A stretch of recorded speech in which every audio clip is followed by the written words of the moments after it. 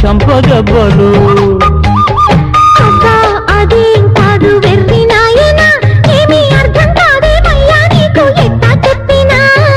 ఇచ్చేదేదో ఇస్తే సంతోషించనా, బుద్ధి మాటలతోనే ఊరిస్తుంటే ఊరుకుందున్నా.